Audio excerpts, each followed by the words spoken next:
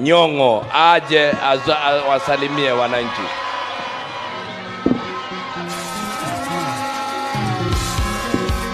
Haya. Ando Anyeri muliega. Vijana mpo. Asanteni sana. Mimi sitasema mengi, lakini vile ningependa kusema leo ni muhimu sana.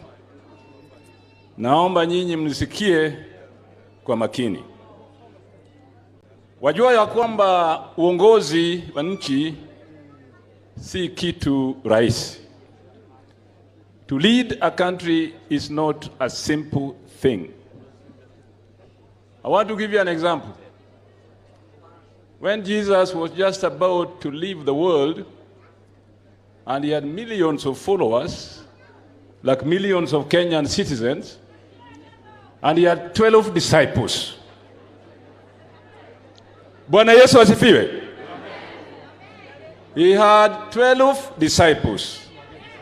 Alikuwa na wafuasi 12. Na alipenda sana 3 peke yao. Petro, mwana wa Yohana, James and John, wana wa Zebedi. These are the 3 disciples he really loved. Walipenda sana hawa jamaa 3. Alipoona ya kwamba hivi karibuni ataenda mbinguni, akaita hawa watatu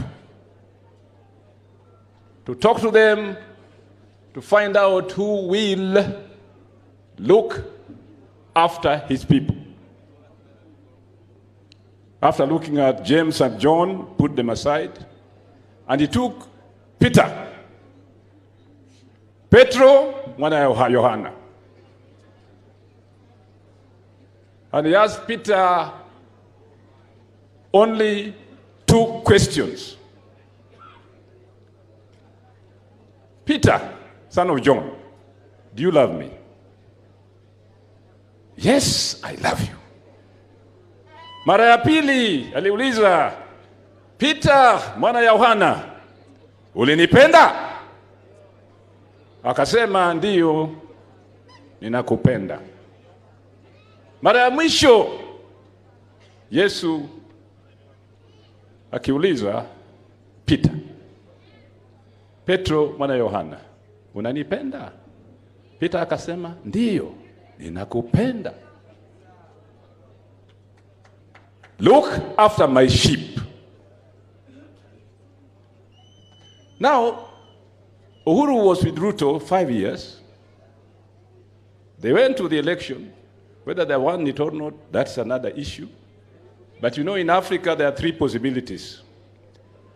You can go to the vote,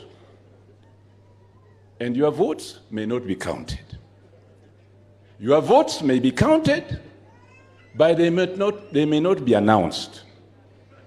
They can be announced, and your votes are taken to your opponent.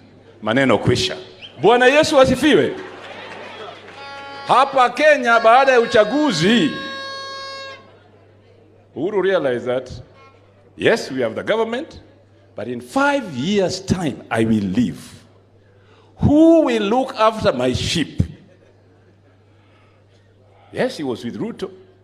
Lakini akiangalia Kenya kote, wale ambao wako katika uongozi wa Kenya, alisema ya kwamba, hebu niite Raila. Tukae pamoja, tuangalia historia ya Kenya, tuangalia vile Kenya inaenda. After that long discussion, he said, and he's here, Raila Samodinga, look after my sheep. Bwana Yesu asifiwe. Because looking after a nation is not an easy thing. It could have been determined by the election. But you know, as a leader, after leading a nation for 5 or 10 years, you know a lot. Serikali ni siri kali. Kwa hivyo tujue ya kwamba nyinyi kutoka Nyeri, tafadhali reflect, fikiria kwa makini. Uamuzi ambao Uhuru Kenyatta alikuwa na Raila ni kulingana na maslahi ya msingi wa Kenya wote. Kwa sababu kuongoza watu million 48 is not a simple thing. 48 million people are not a village. It is a nation. Kwa hivyo mimi nawaomba leo hii, fikiria kwa makini. That was not an easy decision, but it's a decision that holds the destiny of this country in the hands of Raila Amolo Odinga na watu wote wa Nyeri kwa jumla, watu wote wa Kenya kwa jumla, ili tunaweza kuendelea pamoja kama nchi moja, taifa moja. Azimio la umoja! Azimio la umoja! Asante sana, Mungu awabariki. Asante sana, tumpigie Profesa makofi anapoenda kuketi. Before I invite any other governor, I have a message for all of you governors. 9 of us have not spoken. So please, please, please, take the shortest time possible. A prayer from His Excellency. The point is, after this, we have to go round all the way to Kagum and end up in Karatina on his way. So let's take as little time as possible. Having said that, I will now invite, with a lot of